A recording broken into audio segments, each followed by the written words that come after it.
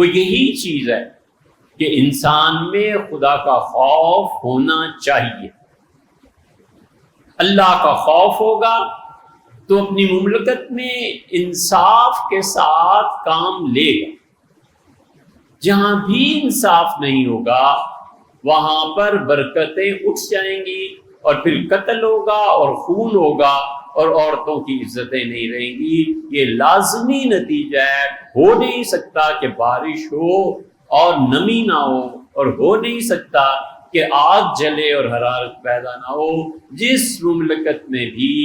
انصاف نہیں رہے گا وہاں خون بہے گا اور عزتیں لٹیں گی۔ یہ لازمی نتیجہ ناانصافیوں کا ہے، اور جہاں پر فیصلے طاقت کے زور پہ کیے جائیں اور انصاف کو پسے پش ڈال دیا جائے، اس قوم کی تباہی پر کوئی شک نہیں ہونا چاہیے۔ وہ تباہی ایسے تھوڑی ہے کہ ملک ختم ہو جائے، ایسے نہیں ہوتا۔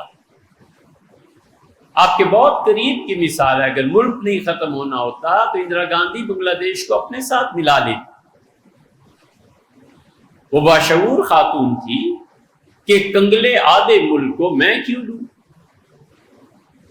اور وہاں کے رہنے والوں کو خود اس ملک سے محبت نہیں تھی، اور جو دوسرے تھے ہم جیسے انہیں بھی محبت نہیں تھی۔ یمن دو حصوں میں تقسیم ہو گیا، جنوبی یمن اور شمالی یمن۔ انہوں نے یمن کے لفظ کو نہیں چھیڑا کہ ہماری مملکت۔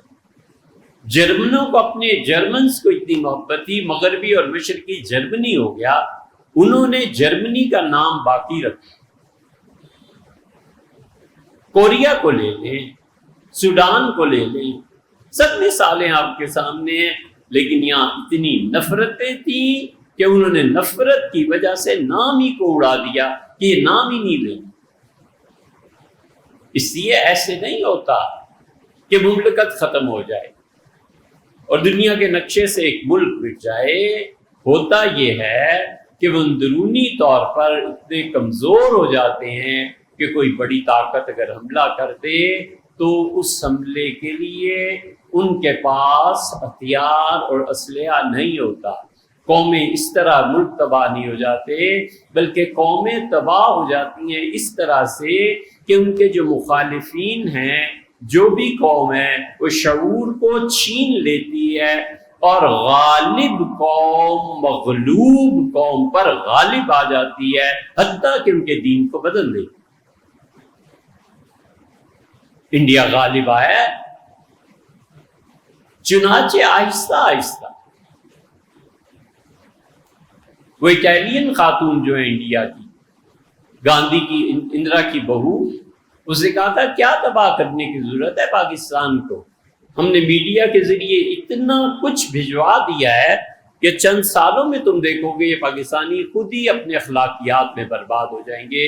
یہ بیان پڑھ کے ہمیں اندازہ ہوا کہ دیکھو یہ کتنی دانش مند ہے، ملک نہیں مٹ جاتے نقشے سے، وہاں کے لوگ غالب قوموں کے رسوم اور رواج اختیار کر لیتے ہیں۔ ہوتا یہ ملک کو تباہ کرنا ہے، وہ تیسری چیز کر دیتے ہیں کہ معاشی طور پہ کنگال کر، لوگوں کو پیٹ کے مسائل سے ہی فرصت نہ ملے، ملک چلتا رہے، کون اس کنگال قوم کو سنبھالے، اور دردسر تھوڑے ہیں جو اس کو بھی ساتھ لیں۔ وہ کہتے ہیں ملک قائم رہے گا تمہارا،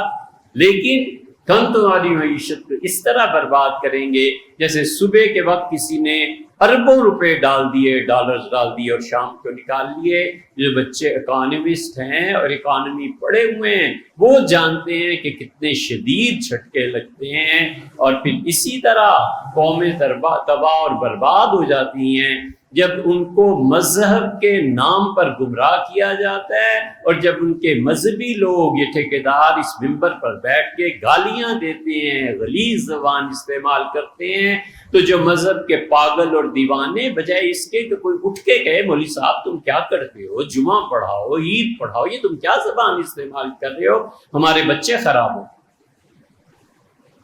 کیوں اتنی جرت نہیں ہوتی؟ اس جرت نہ ہونے کے سبب وہ دین کو آہستہ آہستہ چھوڑ دیتا ہے۔ وہ کہتا ہے مسجد جاؤ اس وقت جب خطبہ ہو رہا ہو، اس سے پہلے کیا بک بک سننی، کیوں آخر وہ دوسری مرتبہ تیسری مرتبہ ایک چیز سنتے ہیں تو جمعے میں اٹھ کے نہیں کہتے کہ مولوی صاحب پڑھ کے آیا کرو، جب آؤ یہی بات، جب آؤ یہی بات، جب آؤ موسیٰ علیہ السلام اور فرعون کا قصہ، جب آؤ اصحاب الفیل کا قصہ، جب آؤ آسمان سے پتھر برسے کے، مولوی صاحب پڑھا کرو۔ ڈاکٹر کے پاس جاتا ہے،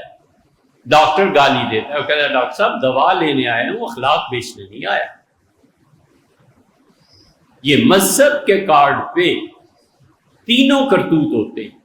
لوگوں کے اخلاق بگاڑے جاتے ہیں اور جنسی تشدد کیا جاتا ہے، اور خدا کی پناہ ہے اس مذہبی قیادت سے، اندھا مال جب ان کے پاس آتا ہے تو پھر دو میں سے ایک چیز تو ہونی چاہیے، یا تو گورنمنٹ احتساب کرے کہ آپ مذہبی لیڈر ہیں، قیادت ہے، یہ کہاں سے آپ اتنی زمینیں خرید رہے ہیں، کہ کس طرح سے آپ کے بیٹے اور پوتے کے لیے پلاٹس آ رہے ہیں، اتنی بڑی گاڑی میں آپ کیسے سفر کر رہے ہیں، یا پھر اس میں خدا کا خوف ہونا چاہیے کہ میں نے اللہ کو جواب دینا ہے، خدا مجھ سے ایک ایک چیز پوچھے گا۔ اس لیے